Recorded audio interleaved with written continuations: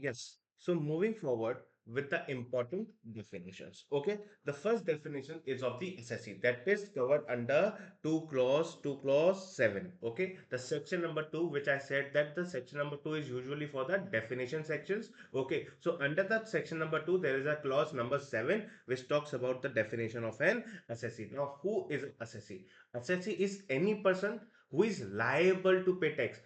Listen to me very carefully what I am saying. Who is paying tax? No, I am saying who is liable to pay tax. Okay, there can be a person who is liable to pay tax. The tax liability arises on that particular person, but he is not paying that particular tax liability. Then also he is an assessee. Why? Because it is liable, he is liable to pay tax. Okay, so the important word is any person who is liable to pay any tax or any other sum under the Income Tax Act 1961. But if suppose if a person is liable to pay tax, okay, but he has not paid, so there could be some penalty proceedings, or there could be some proceedings against him. So include a person in respect of which any proceedings initiated, deemed assessee or assessee in default under the provisions of Income Tax Act. There could be any assessees, there could be any person which could be deemed as assessee, that these have to be paid taxes. Okay, or what are the deemed assessees and what are the assessee in default, we will be seeing in the lectures coming up. Okay, now coming to the person, see what it says, the assessee is a person, means any person. So the important word is what? Who is a person? Now the definition of an assessee says that an assessee is any person. So who is the person? So the person is defined under 2 clause 31. It could be an individual like me or you, the people. Who could be an HUF, the firm including an LLP. The Indian company or the foreign company can be a person. Okay, the AOP, that is an association of person. We will discuss it what it is. Now, before that, we are coming to a body of an individuals. Okay, what does it mean? See, individuals are whom? Are the people like me or you. If we are coming together and forming a body, suppose an association. If we all have a shop, then there are the shop associations, na, the market associations. These are the body of an individuals. Like all the individuals are coming together and forming an association, forming a body, which is in itself a separate entity. Okay, whether it is registered or not. Okay, if it is registered, then definitely it is going to be a separate body, and then that particular separate body, that association, is also a person as per the Income Tax Act. Understood or not? So the body of individuals, body of individuals. Okay, now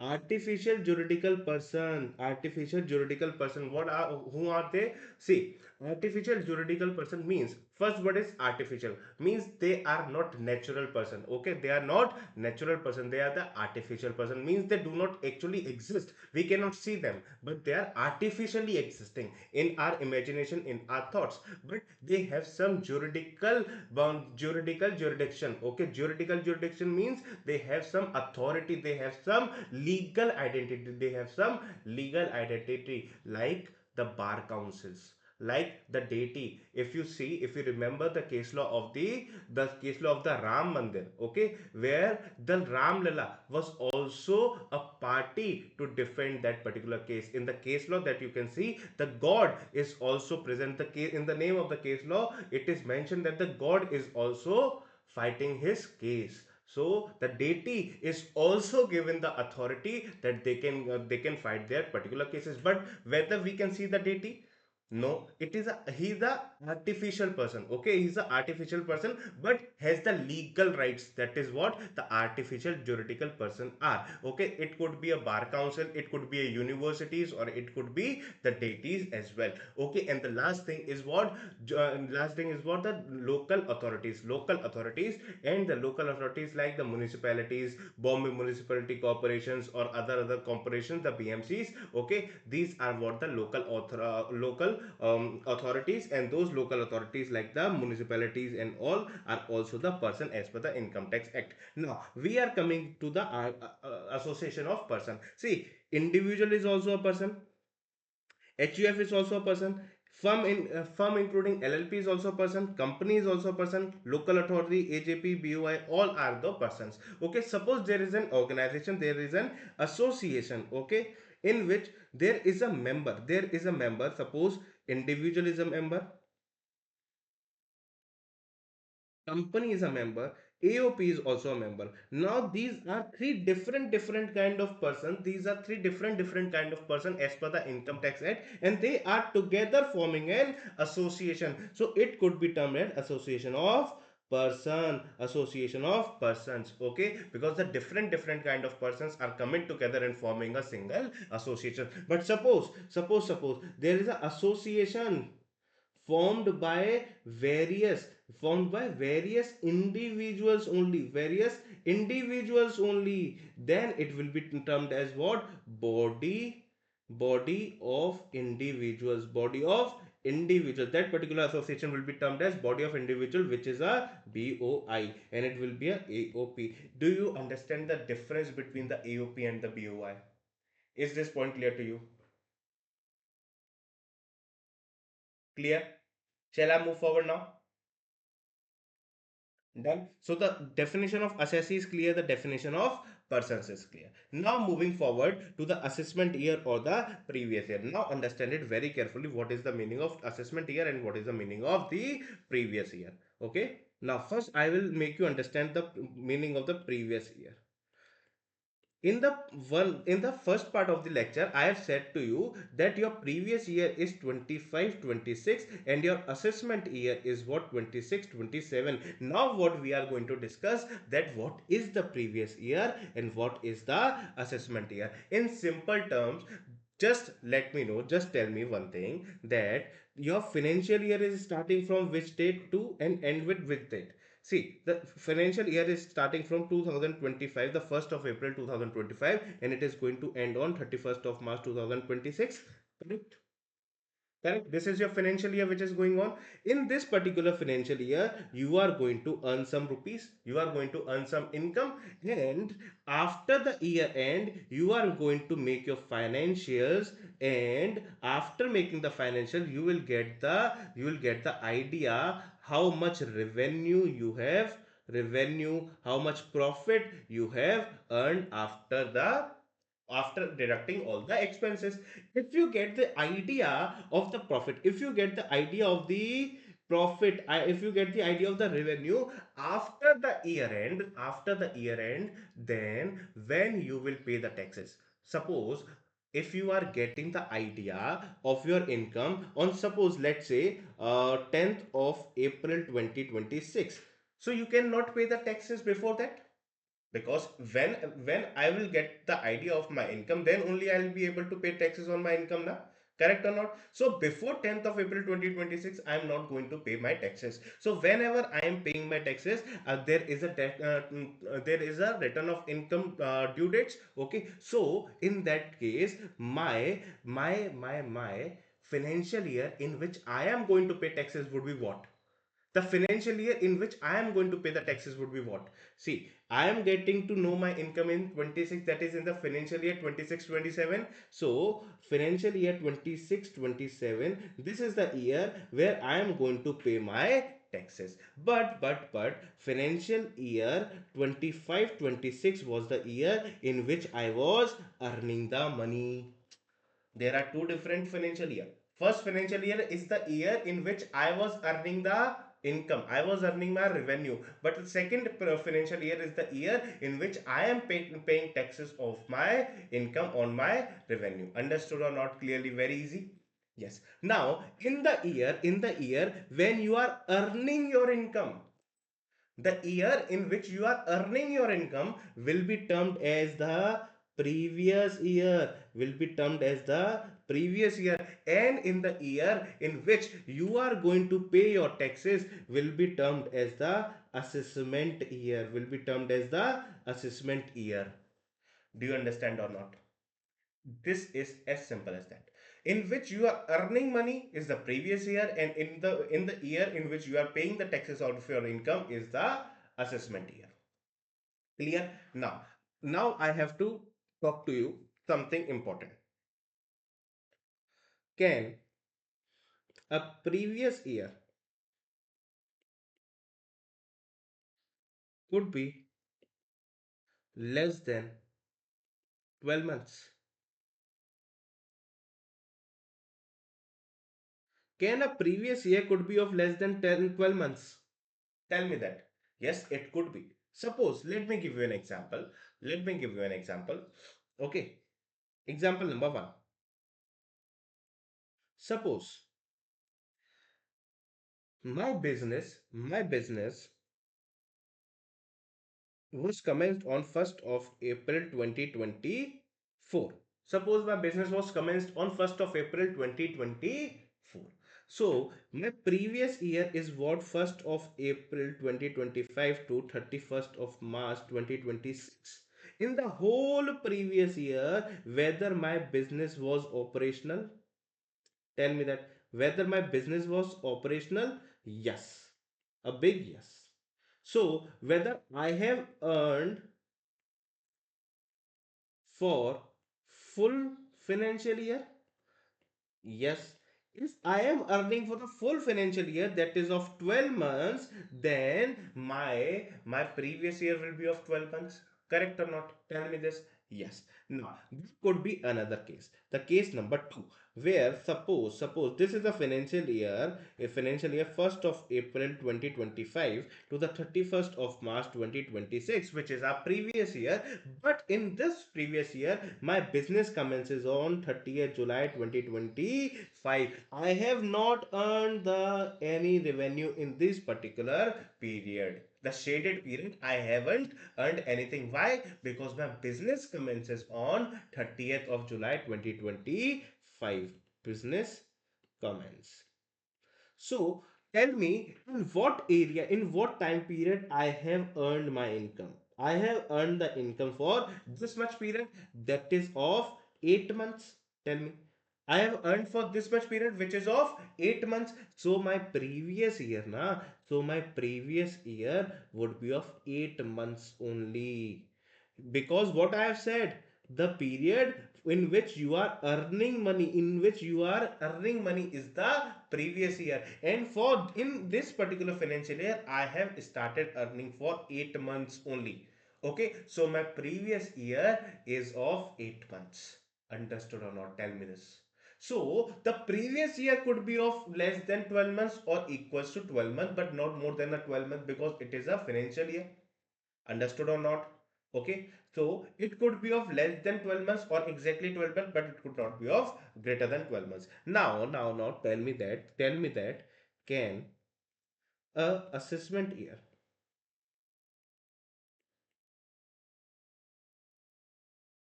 be of less than 12 months? As like the previous year, whether the assessment year can also be of 12, can also be of less than 12 months? The answer is big no. The answer is big no. Because you have to pay taxes. You have to pay taxes financial year. You have to pay taxes in the financial year. You are not earning anything in this particular year. What you are doing, you are just paying the taxes. You are just paying the taxes. So to paying the taxes, there is a due date, that in which due date you have to pay the taxes. But assessment year will be the same. There could not be any case where you are paying the taxes after the assessment year ends. There could be some cases of the updated returns as well. It could be some penalties or some exceptional cases, but usually the assessment year in which you are going to pay the taxes will be of 12 months itself. It can never be of less than 12 months, because you are not earning. It is not dependent on your earning. It is not dependent on you. It is dependent on the government in which they are collecting the tax. So they are collecting the tax in the 12 months frame. That is the full financial year. Understood? So the previous year could be of 12 months or less than 12 months, but the assessment year could not be less than 12 months. Do you understand the meaning of both the terms? So assessment year, that is defined under 2 clause 9, says the previous year, so the period of 12 months is starting from 1st of April of any year in which the tax is paid on the income earned in the previous year, in which you are paying the taxes of the income that you have earned in the previous year. And now, what is the previous year? It is a period of 12 months starting from 1st of April of any year, okay, in which the income is earned, okay. It is a year preceding to the assessment year, okay. First you will earn income, then you will pay the tax. So it will always be a period before the assessment year. In a case of New established business, the previous year commences the from the date of establishment of the business. Whenever the business will commence, then from that date the business will start commence. So it is the example number 2 that we have already discussed. Understood or not? Tell me that. Is this very easy? Okay. Now, I just want to make you understand there is a one point, that is a hierarchy of income tax. See, there is a finance ministry. On the top, there is a finance ministry. Under the government of India, there is a finance ministry. Okay. Under the finance ministry, there is a department of revenue. There is a department of revenue which will manage the revenue side of the government, and the department of revenue now, the department of revenue is bifurcated into two parts. That is, first is a CBDT and second is what? CBIC. CBDT is what? Central Board of Direct Taxes, and second is what? Central Board of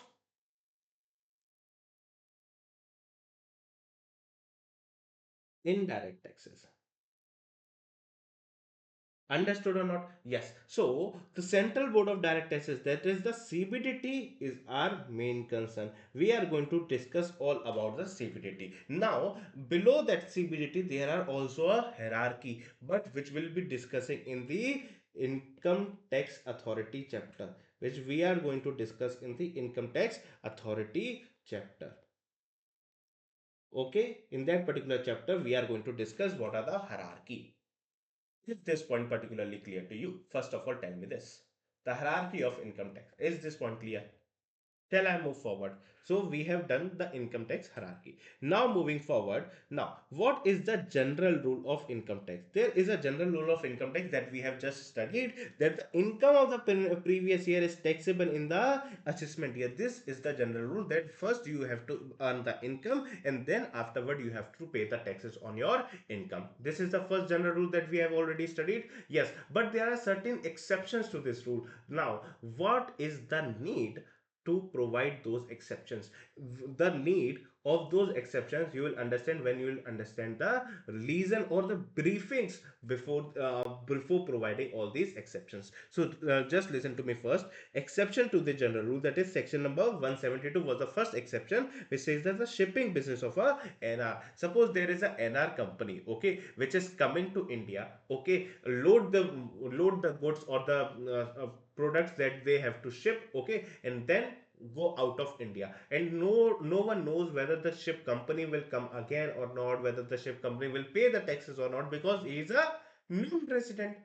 Whether he will come to India or not, we don't know. So what the government is trying to say? Government is trying to say, we don't know whether you are going to whether you are going to come to India again or not, whether you will pay the taxes in India again or not, because you are earning income from India, you are collecting the goods from India, and then you are shipping to another country. So Indian people are giving money to you, so you are earning from Indians, you are earning from India, so therefore you have to pay the taxes on that particular income to us. But we don't know whether you will come again or not. So for that particular purpose, so before leaving India, there is a section number 172, which says that give the tax to us. Whatever income that you are earning by loading that particular ship and exporting it to the other another country, whatever the income that you are earning, just give that tax on that particular income. And whenever you will file the return, just take the credit of those income and pay the income balance tax as is made applicable to you. So first reason is clear to you, because the government is uncertain whether that particular person will come again in India or pay the taxes or not fairly. This is why they are just collecting the tax whenever they are leaving India. So they are not waiting for the assessment year to come. They are just collecting the tax in the previous year. That is why this is the first exception, that is a shipping business to NR. Okay, second one is what? Section number 174, which talks about the person leaving India. The person is leaving India, he shut down each and everything, the shut down the business and going away from India, like Vijay Mallya.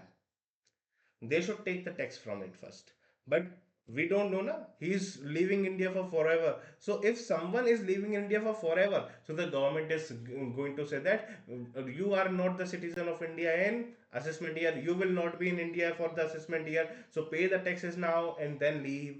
We have no issues, but just clear our dues. So the person living in India is also the logical thing that should be added. Okay, secondly, section number 174A, AOP, BOI, AJP formed for a particular event or person. Suppose there is what? Ganesh Chaturthi. Suppose there is a Ganesh Chaturthi or some event. Okay, for that particular person, there is a mandali. Okay, there is a mandali that was formed. Okay, a union or the group which is formed, which will collect the donation from every house and arrange for all the functions and event that will happen for 4 to 5 days or some festivals like that. Okay, it is arranged. After the festival is gone, that particular association is also dissolved. But they have earned income or not?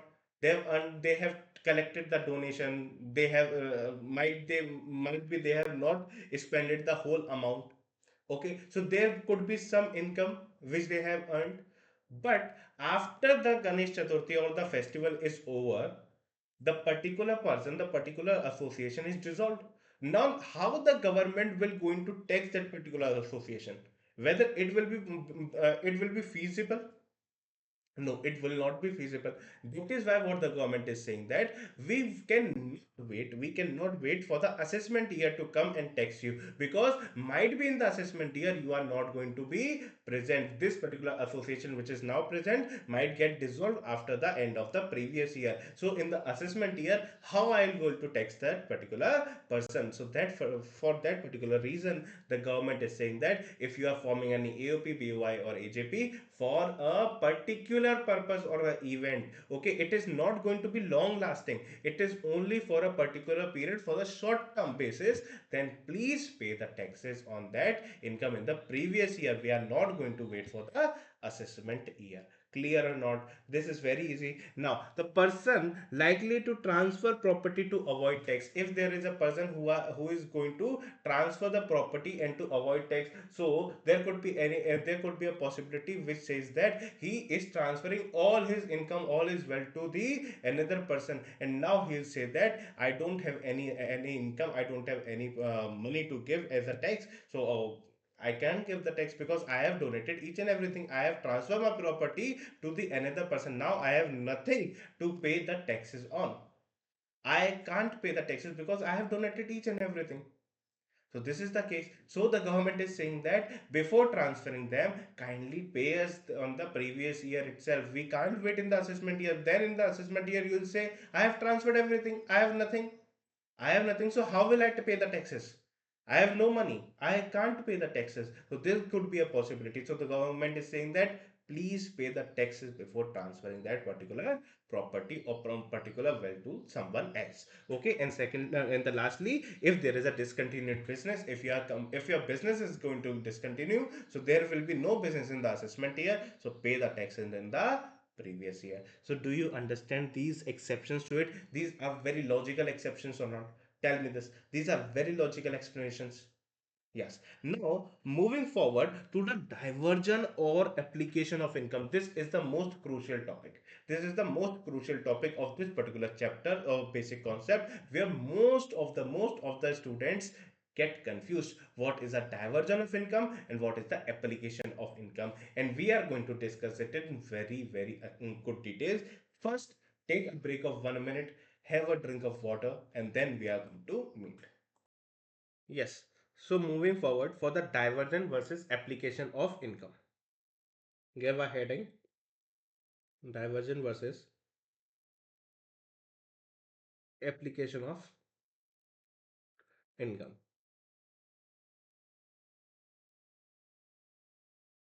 Diversion of income.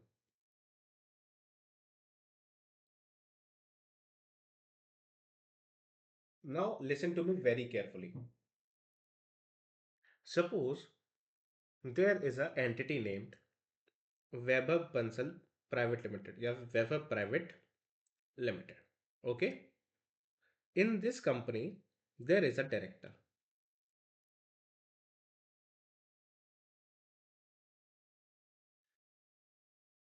Just a second.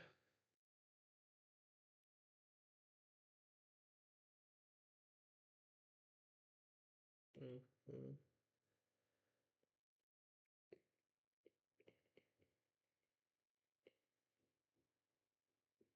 Yes.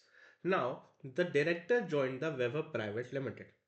Okay. Now, there is a agreement. There is a agreement between a director and the Weber Private Limited that till the time of job, till the job, the salary will be credited in the director's account. Okay. And there is a agreement that the clause which the director wanted us to insert, that after the retirement half of the salary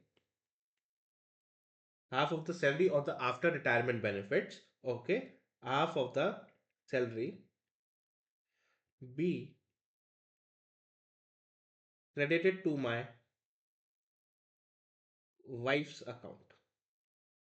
Okay, this is the agreement in the agreement between the director and the Wealth Private Limited, which says that the salary of a director till his tenure will be credited in the director's account, and after the retirement, after retirement benefits will be halfly credited to the wife account and half will be credited to the director's account. This is based on an agreement. This will based on an agreement. So now there are two things. Now there are two things. First is the till the tenure, during the tenure,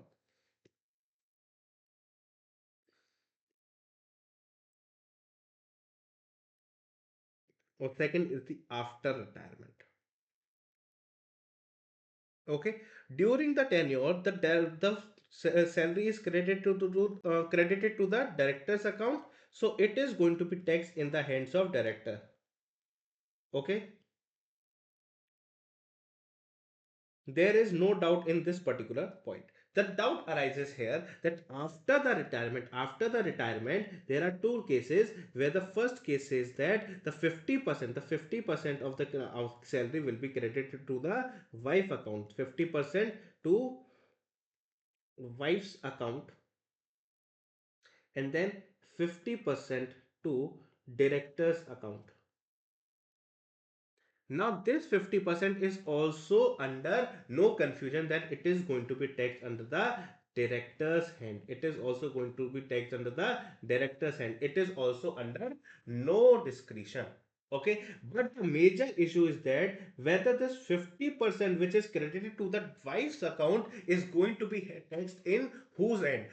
In whose hand? Either in the director's hand or in the director's wife hand. So the diversion of income says that the rule of diversion of income says that it is going to be taxed in the hands of director's wife, in the hands of director's wife, because this bifurcation is based on an agreement where it is an obligation of the director or the obligation of the company that this particular 50% will be given to whom, will be given to the director's wife. Okay, based on an agreement. Is this particular point is clear to you? Now, this is a diversion of income. Now, coming to the implication of income.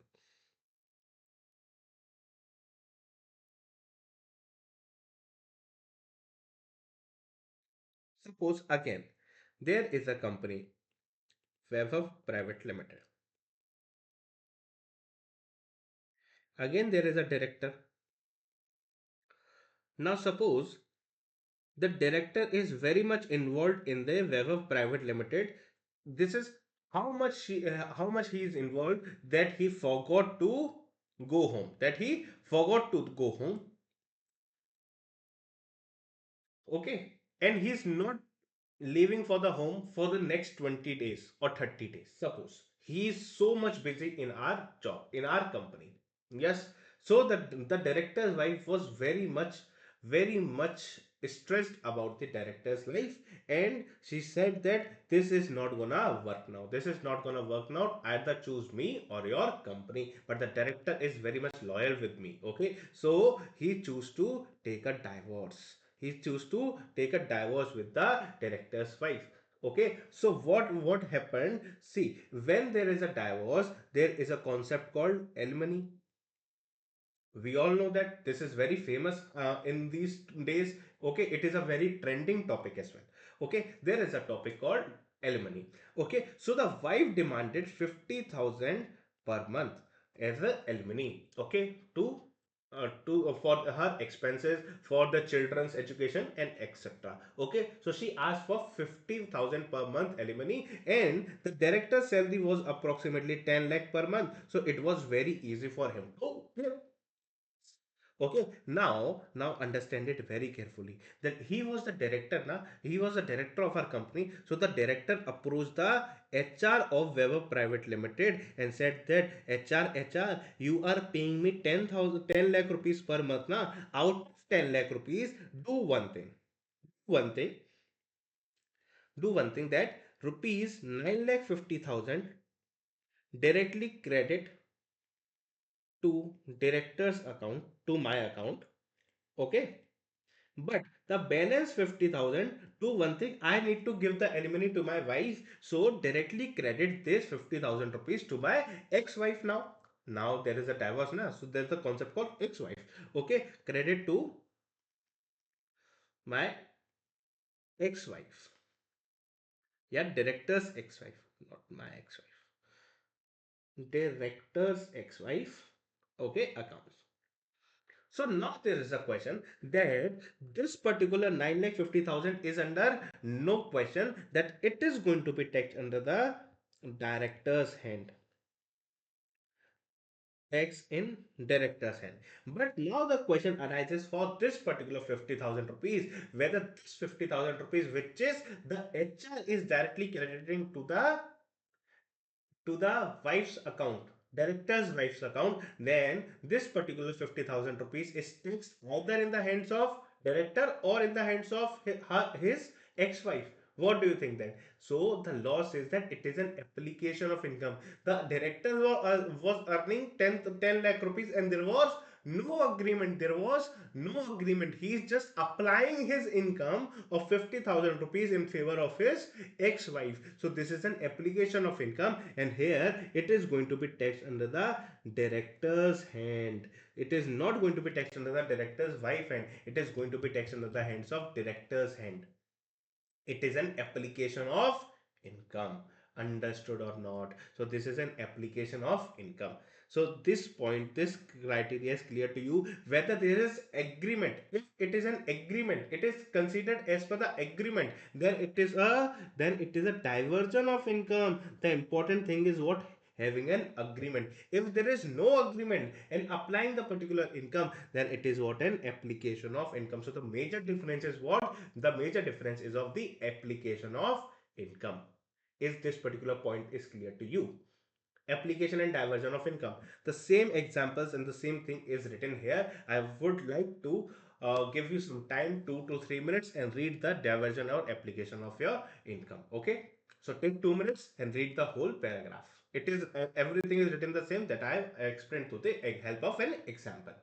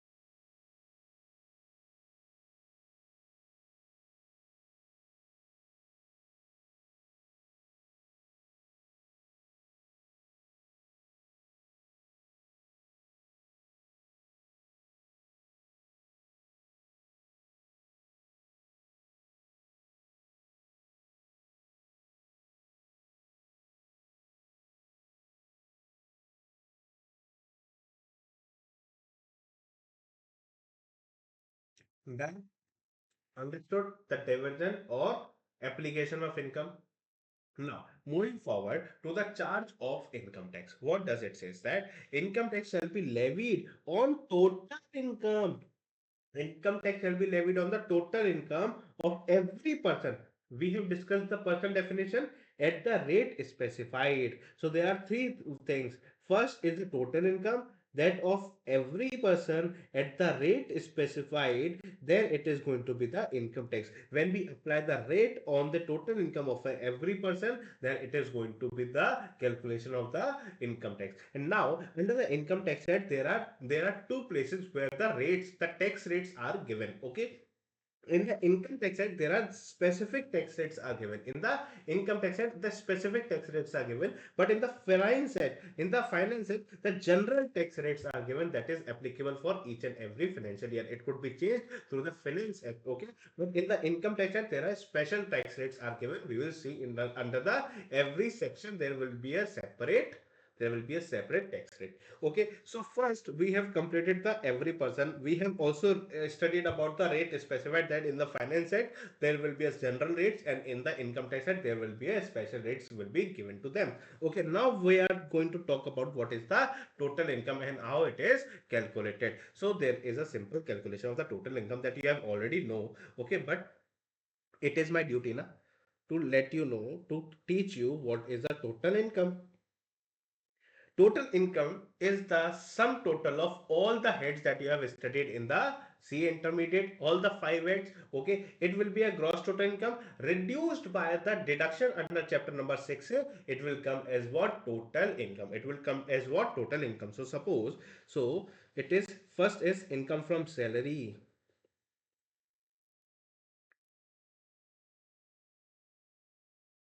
income from house property,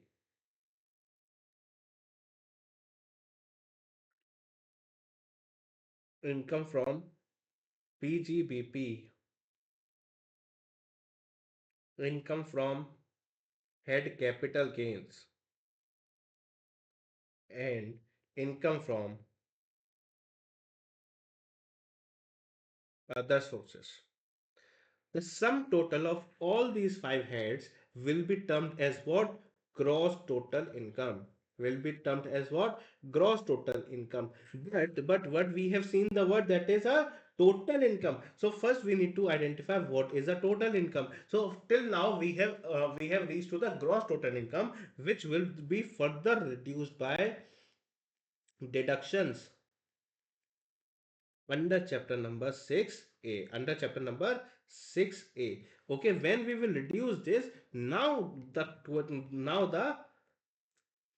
thing come as total income. Whatever the figure will come, it will be termed as total income. Now on that particular total income, we will calculate the tax on the total income.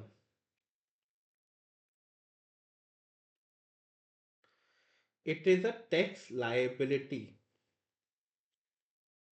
It is a tax liability. Okay, on this tax liability, we might already have paid. What we have paid? Advance taxes we have paid. We might have paid the TDS. We might have paid the TC. We have might collected the TCS. There could be some foreign tax credit. After reducing all these things, whatever the figure comes, it will be the final tax liability or tax payable. The final tax which is to be payable is this. Understood or not? This is the total income. The full is the total income. First, you total all the heads of the income, which will come as what? Gross total income, further reduced by the deductions under chapter number 6a. Then the amount come is as total income reduced by the advance tax, TDS, TCS, FTC, the foreign tax credits. What is the FTC? We'll see in the international taxation part, and then it will come as a tax payable. Understood or not? Okay, now moving forward, I just want to talk to you something important. Now there are two tax regimes. There are two tax regimes.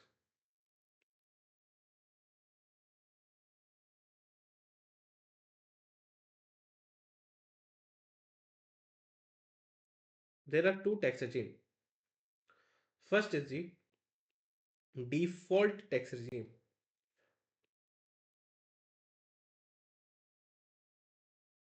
Another one is what? Old tax regime. First is what?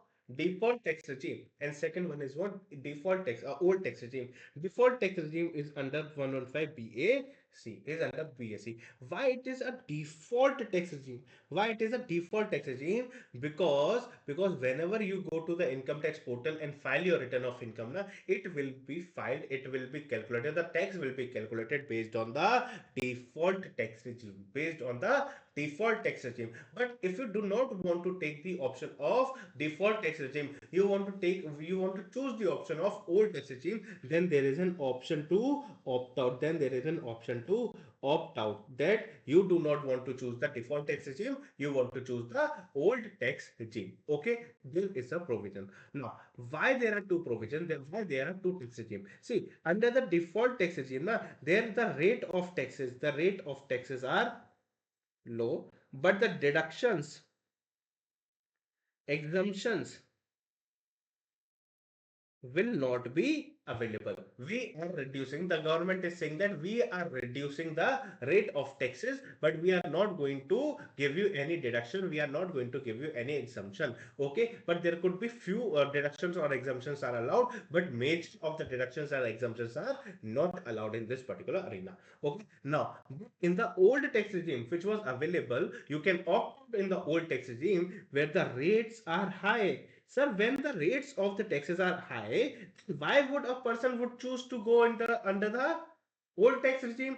Because the rates are high. But irrespective of the rates, the deductions or exemptions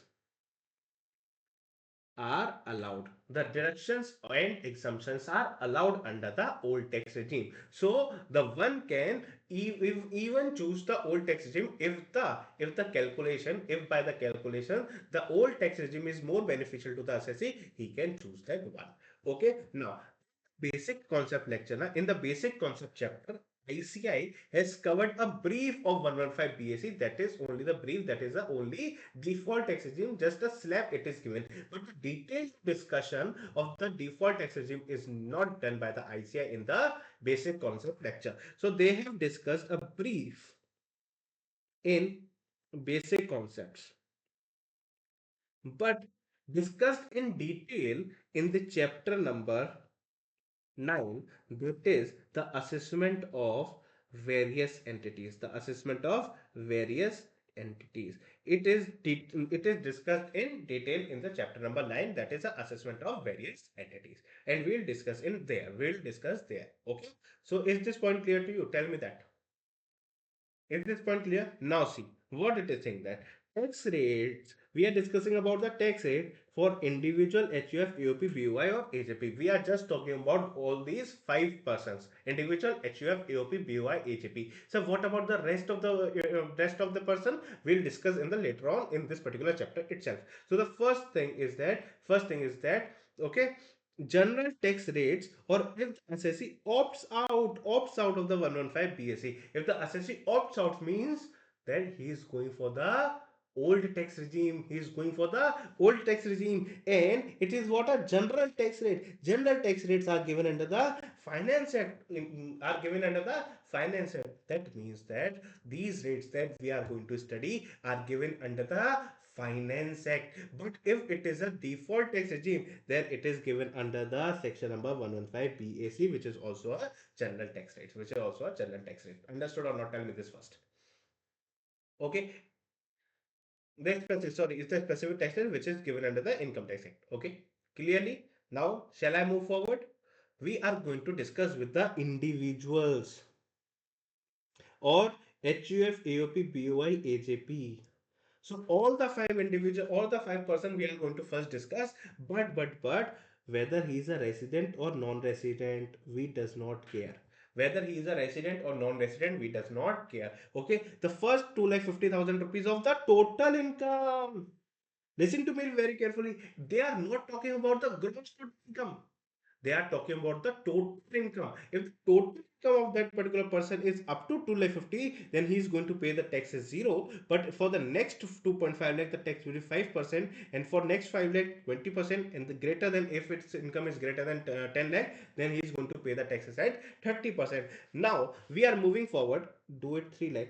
Okay, we are moving forward for individuals who is resident individual. They are not talking about the individual who are non-resident. See, for the individuals who are non-resident, whether he is of age of 50 years, whether he is of age of 100 years, we do not care. We will give the basic exemption limit of 2,50,000 rupees, that the total income is of 2,50,000 rupees. Then we are going to give them the tax exemption. We are not going to charge them anything. Okay, but if it is a individual, if it is a individual which is resident of India, which is a resident of India, then we have to check his age. Then we have to check his age, whether his age is 60 years or more in the previous year. In the previous year, which is the previous year is 25 26. In this previous year, whether the individual is of age 60 or more, but less than 80, but less than 80. So what about the person who have the age of 80 or more? Then we'll discuss in the third part. We'll discuss in the third part. Now what we are discussing, for the individuals who are of age 60 or more but less than 80, exact 60 will also come here, exact 80 will come here in the third part. Understood or not? Now for the persons who are resident Indians, okay, who are resident individuals, up to 3 lakh rupees nil, 3 lakh to 5 lakh 5%, 5 lakh to 10 lakh 20%, and above 10 lakh there will be 30% of tax rate. For the individual resident, again resident. For non-resident, whether he is of age 80 or more, we does not care. He will only get the 2,50,000 rupees of the exemption. But if he is a resident in of age 80 or more, that too in a previous year, in the previous year, that is 20 25 26, that to 31st March 26, if he is of age 80 years, then he is going to get up to 5 lakh rupees nil, 5 lakh to 10 lakh 20%, and above 20 there will be a rate of 30%. The slabs are same, it is just increasing the basic exemption limit. Understood or not? Tell me this first. But before that, there is a problem. Before that, there is a problem. What is the problem? Listen to me very carefully.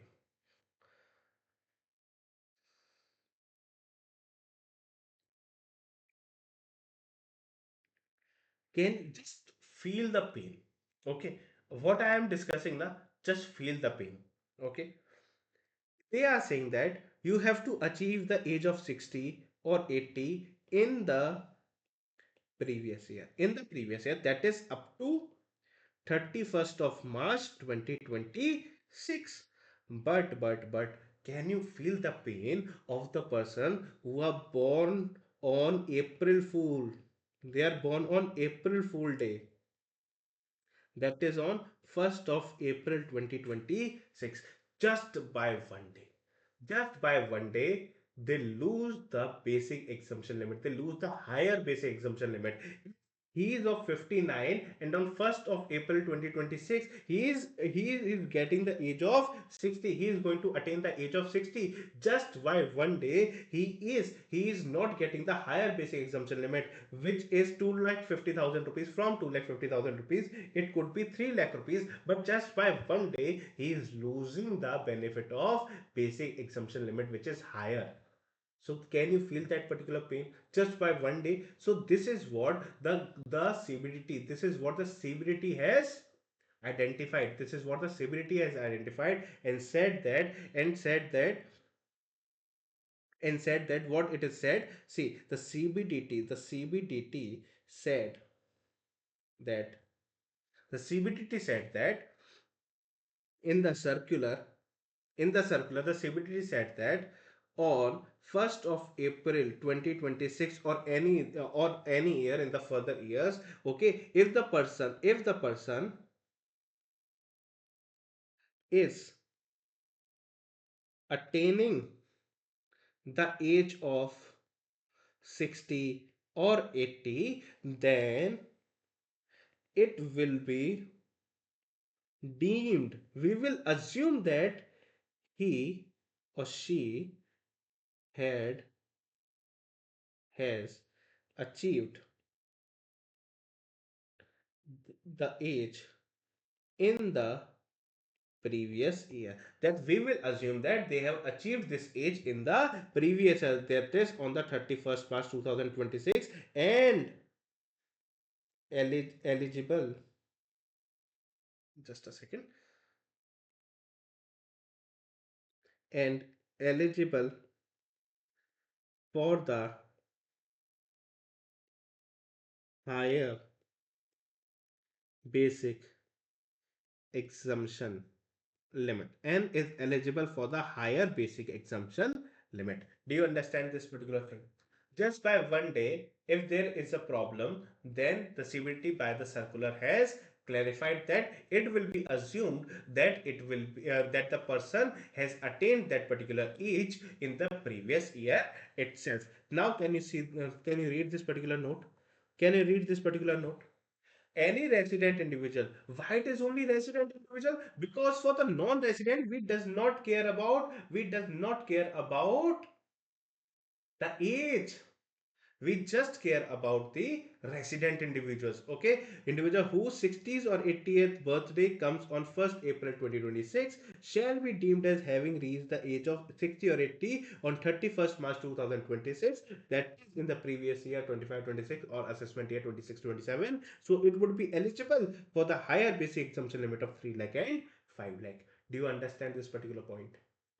Is it clear to you? Now moving forward for the default tax regime. Till now we have completed the old tax regime. Okay. Now we are moving forward to the default tax regime, which is specified under section number 115BAC. Now it says that we do not care whether he is a resident, whether he is a non-resident. We do not care whether he is of age of 40, whether he is of age of 60, whether he is of age of 80 or 200, whatever it is. We are not concerned about the age. We are not concerned about the resident or non-resident. We are just giving a simple slab. Just follow that particular slab. So up to 4 lakh rupees, we are charging nothing. 4 lakh to 8 lakh, 5%. Just increase 4 lakh rupees of the slab.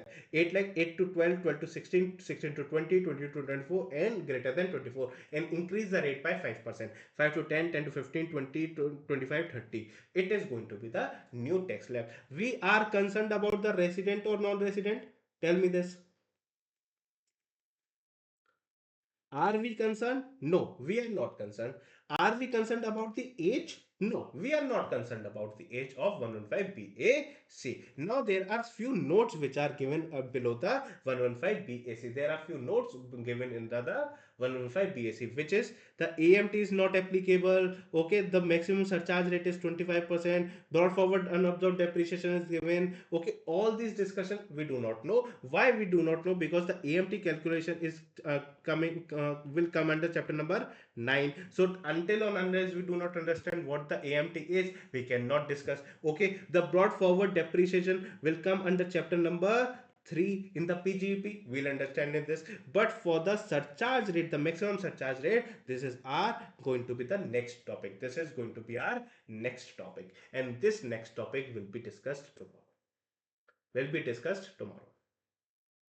Okay, so till now, I hope you have enjoyed the first lecture. Now we are going to move forward with the second lecture tomorrow, where we are starting with the surcharge rates and moving forward with the other contents. Okay, so we are trying to cover the whole chapter by tomorrow, including the question and answer if possible. Otherwise, by the third half of the third lecture, we are going to cover the question and answers of the basic concepts as well, and then moving forward with the another chapter that would be the PGPP. So all the very best. Keep writing, keep revising all those notes, and share your beautiful notes with us that you are writing the content. Okay, that you are writing, you are revising, and you are practicing it.